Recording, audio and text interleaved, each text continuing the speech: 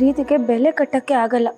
ಅಂಥದ್ರಲ್ಲಿ ನಿಮ್ಮ ಪ್ರೀತಿಗೆ ಬೆಲೆ ಕಟ್ಟೋ ಹಾಗೆ ಮಾಡಲ್ಲ ನಾನು. ನನ್ನ ಮನೆಯವ್ರ ಬಗ್ಗೆ ಯೋಚನೆ ಮಾಡ್ತಿದ್ದೆ ಅಷ್ಟೆ. ಅಲ್ಲಿ ವಿಷಯ ಗೊತ್ತಾಗಿ ನಂಗೆ ಬೇಜಾರಾಯಿತು. ಅಂಥದ್ದು ಏನಾಗಿದೆ ಅಲ್ಲಿ?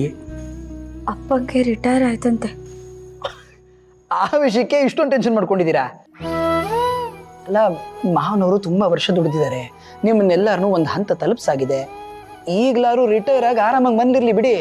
ನಿಜ ಹೇಳಬೇಕು ಅಂದರೆ ನಾವು ಎಷ್ಟು ಕೆಲಸ ಮಾಡಿದ್ರು ಮಾವನವರಷ್ಟು ದುಡಿಯೋಕ್ಕಾಗಲ್ಲ ನೋಡಿ. ಅದೇನೋ ನಿಜ ರೀ. ಅಪ್ಪ ತುಂಬಾ ದುಡ್ದಿದ್ದಾರೆ. ಅವ್ರಿಗೆ ಕಷ್ಟ ಇದ್ರು ನಮಗೆ ಯಾವತ್ತೂ ಯಾವುದ್ರಲ್ಲೂ ಕಮ್ಮಿ ಮಾಡಿಲ್ಲ.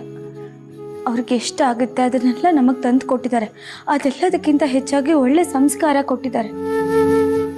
ಆದರೆ ಅಕ್ಕನ ಮದುವೆ ಆಗೋ ತನಕ ದುಡಿಬೇಕು ಅಂತ ಅನ್ಕೋತಿದ್ರು. ಆದರೆ ಹೀಗೆಲ್ಲ ಆಗೋಯ್ತು. ಅಪ್ಪನ ಕಥೆ ಒಂಥರ ಆದರೆ ಅಕ್ಕಂದು ಬೇರೆನೇ ಥರ ಆಗಿದೆ.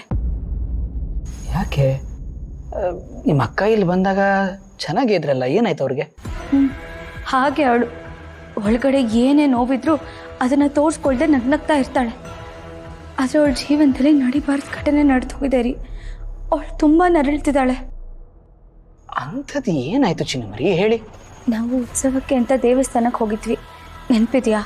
ಹಾಂ, ನೆನಪಿದೆ. ಉತ್ಸವಕ್ಕೆ ಅಂತ ದೇವಸ್ಥಾನಕ್ಕೆ ಹೋಗಿದ್ವಿ. ಹಾಂ, ರಾತ್ರಿ ಅಲ್ಲೇ ಮಲಗಿದ್ದು, ಬೆಳಗ್ಗೆ ಎದ್ದು ಪೂಜೆ ಮುಗಿಸ್ಕೊಂಡು ಬಂದಿದ್ವಿ.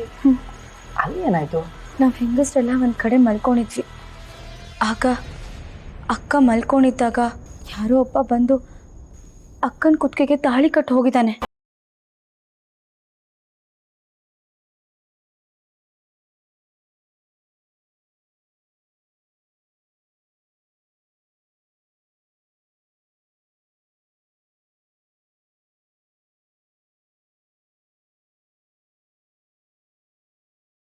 ತಾಳಿ ನೋಡಿದ್ಮೇಲೆ ನಂಬಲೇಬೇಕಾಯ್ತು.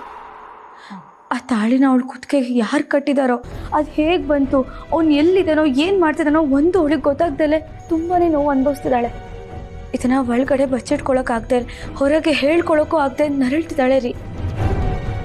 ಅಕ್ಕ ಈ ಥರ ಒಂದು ಪರಿಸ್ಥಿತಿನಲ್ಲಿ ಸಿಕ್ಕಾಕೋತಾಳೆ ಅಂತ ನಾನು ಕನಸಲ್ಲೂ ಅನ್ಕೊಂಡಿರಲಿಲ್ಲ ರೀ. ಅವಳು ಇನ್ನೊಬ್ರಿಗೆ ತೊಂದರೆ ಕೊಟ್ಟೋಳಲ್ಲ, ಕೆಟ್ಟದನ್ನು ಬಯಸ್ತೋಳಲ್ಲ. ಆದರೆ ಅವಳಿಗೆ ಯಾಕೆ ಹೀಗೆ ಆಗ್ತಿದೆ ರೀ? ದೇವ್ರು ಯಾಕೆ ಅವಳಿಗೆ ಈ ಥರ ಮಾಡ್ತಿದ್ದಾನೆ? ಈ ವಿಷಯ ಗೊತ್ತಾದ್ಮೇಲೆ ನಾನು ಸ್ವಲ್ಪ ಸೈಲೆಂಟ್ ಆಗಿದ್ದಿತ್ತು. ಚಿನ್ನಮರಿ, ಐ ಆಮ್ ರಿಯಲಿ ಸಾರಿ. ನೋಡಿ, ಈ ವಿಷಯದ ಬಗ್ಗೆ ನೀವು ಯೋಚನೆ ಮಾಡಿಕೊಂಡು ಬೇಜಾರು ಮಾಡಿಕೊಂಡು ಹೀಗೆ ಸೈಲೆಂಟ್ ಆಗಿದ್ದೀರಾ ಅಂತ ನಾನು ಅರ್ಥನೇ ಮಾಡ್ಕೊಳ್ಳಿಲ್ಲ. ನೀನು ಮಾತಾಡ್ಬಿಟ್ಟೆ. I am really sorry.